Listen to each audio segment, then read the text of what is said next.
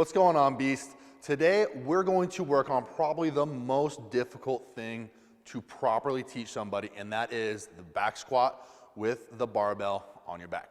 So, I'm going to be working today with my beautiful assistant, Sierra, and she's gonna model this whole thing for us. So, we just got done at North Americans. She broke into the International Elite category on her total, and she hit about a mid-high 300-pound squat, so she knows what she's doing pretty good. A couple things that we're gonna work with on her today, and then we're just gonna basically hammer out foot placement, get underneath the barbell correctly, hand placement, descent, ascent, all the different things that go into doing it correctly.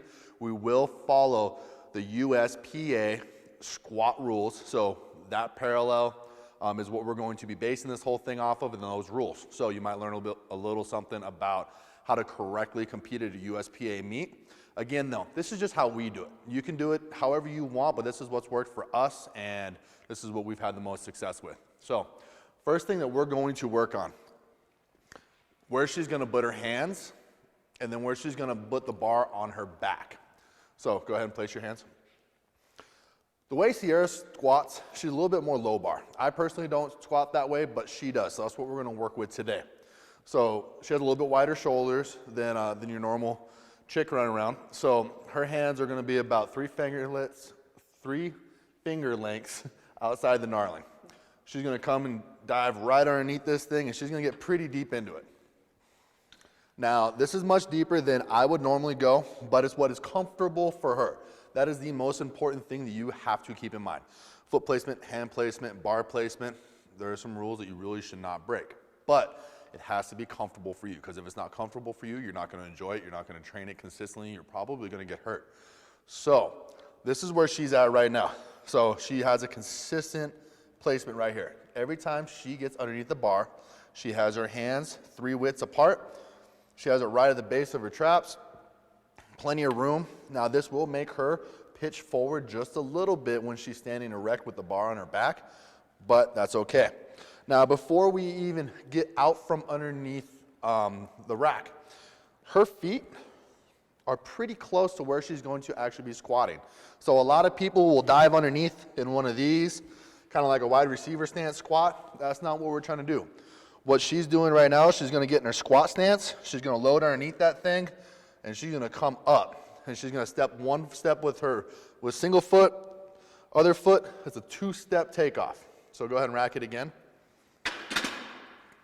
Let's go underneath that one more time.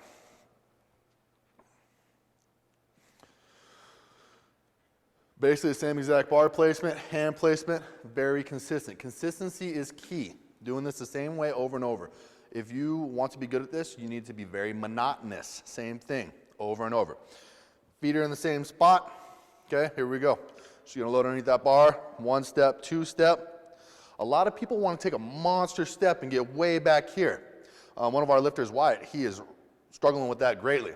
Now, Sierra's a little bit closer here. Now, yes, you run the risk of smoking the standard if you don't come back up with the proper form. But you don't need to be taking these monster steps way back here like a lot of people do in the gym. So, in this situation, less is actually going to be more.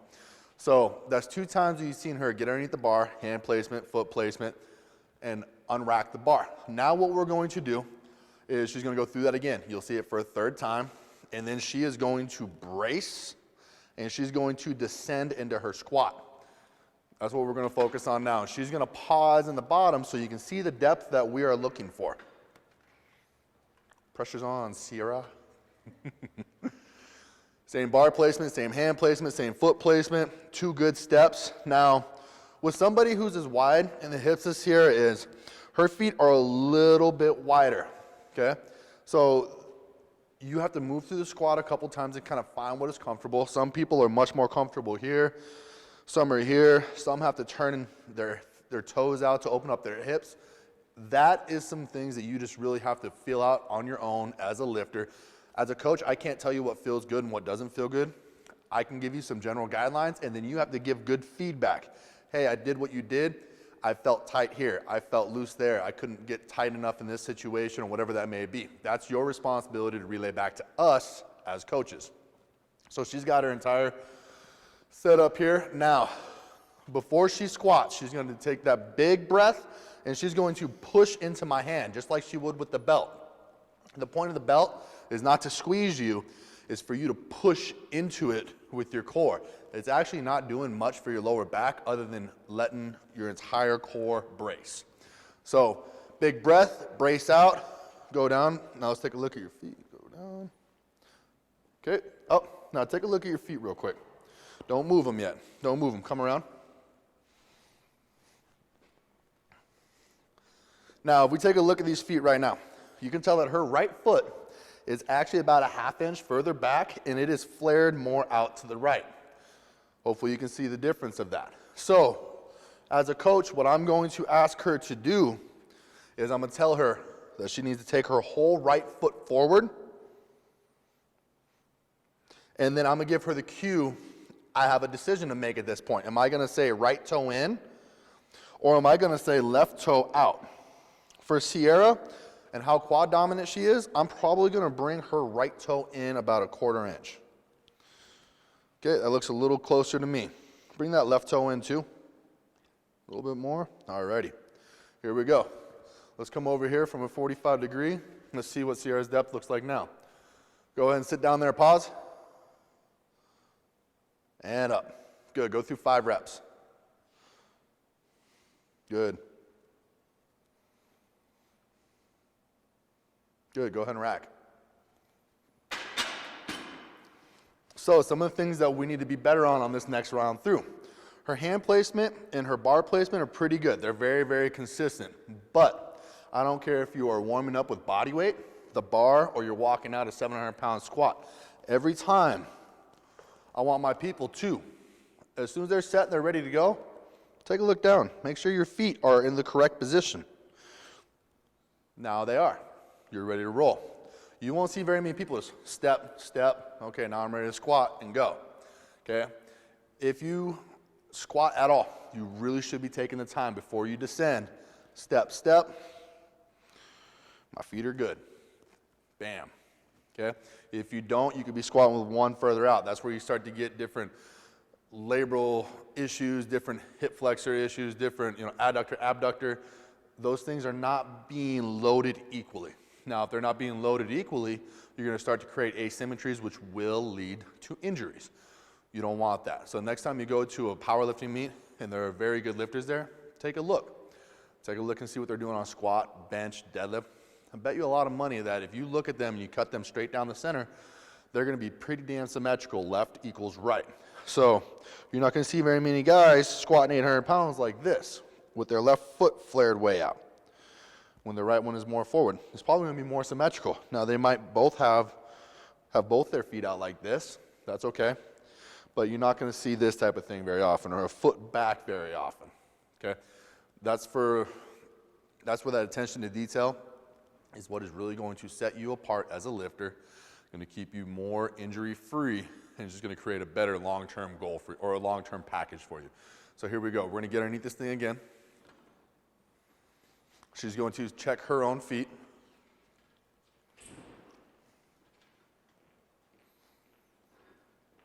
Good.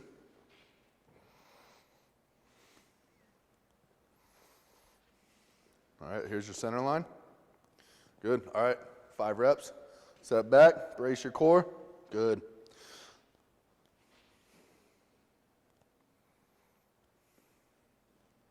Good. Now, keep there. Let's go over here 90 degrees. What we want to focus on right now is the knees. You can tell Sierra's hip flexor on her right side is tight because as she squatted, her toe opened up more and more and more. So bring that right toe back in just a little bit. What we're going to pay attention to now is how far forward her knees are going.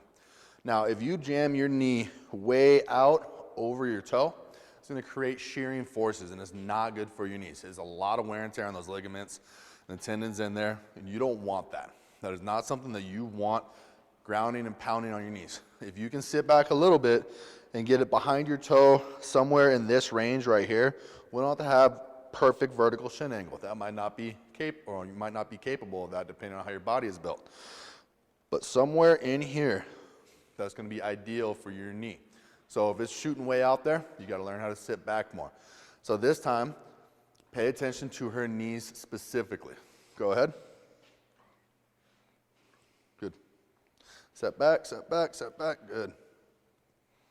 Sierra does have more of a CrossFit background.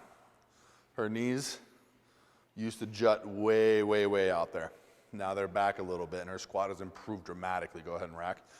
So things that you will see as far as improvement on that piece, the stability of the squat is one of the most important things. If you're jamming your knee way out there and your knee is moving from here to here, to here, to here, to here, back and forth through a movement, that's a lot of disability. That's a lot of opportunity for your squat to fall apart. You want to keep that thing as rock solid and tight as you can. That is the goal with the whole thing, is to have a stable squat. Once you have a stable squat and you've really worked on those asymmetries, so your right and your left are working equally together, your squat will improve dramatically, dramatically. Now, if you are constantly playing one of these games where one is further out, it's going to cause you to load. So you're going to come down, and when you come up, you're going to load one side, you're going to load the other side, and you're going to continue to unevenly distribute the weight, right foot to left foot, things like that. Those are the issues that we're trying to avoid here. So we're going to go through one more.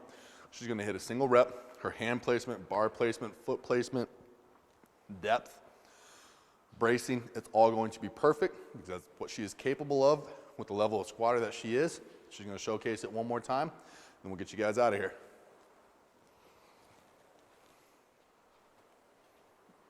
Let's go ahead, 45 front.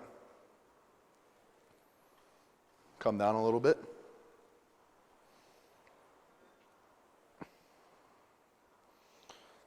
All right, squat. Rack. Good depth, good descent. Squatting with the bar or no weight on your back at all is probably one of the hardest things that you can do as a less advanced squatter.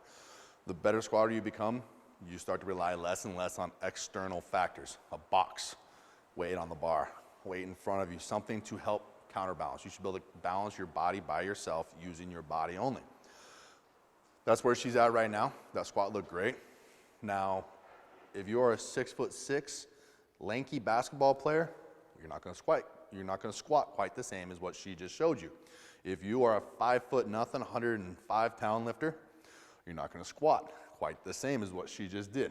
We're going to start dragging in some different body types, and we're going to break down squat with very large human beings, very small human beings, very tall, very short, whatever it may be. So we're going to really do a good job of showing the different ways different body parts move, so you can find the correct body type that matches you and say, oh, okay, great. That's how I squat. So this is what we're going to refer to as our slim, thick chick squat type. But in all seriousness, that is what it's going to look like if you're built relatively similar to Sierra. Now, if you have a different job or you're sitting in a chair a lot, sitting in the car, things like that, there are going to be different day-to-day factors that are going to cause you to squat differently than somebody that you are built the exact same as. If you have an identical twin and you guys come up doing the same thing, but you have a different job than they do, you might squat differently, you might bench differently, you might deadlift differently. You might have a whole different set of asymmetries that, you know, allow you different advantages and disadvantages. So that's something to keep in mind. Any other questions for you, Sierra? Anything else that we need to touch on? I think we did a pretty good job getting through that whole thing. If you guys have any questions, please feel free. Shoot us a message. Shoot us a message on Facebook. Shoot me a message personally at beastathletesU@gmail.com if you're more of a email type person. Subscribe, like, do a lot of crazy stuff, and anything that you guys want to see, go ahead and comment below so we can get you guys taken care of with your questions. Thanks for tuning in. This was Beast Athletes.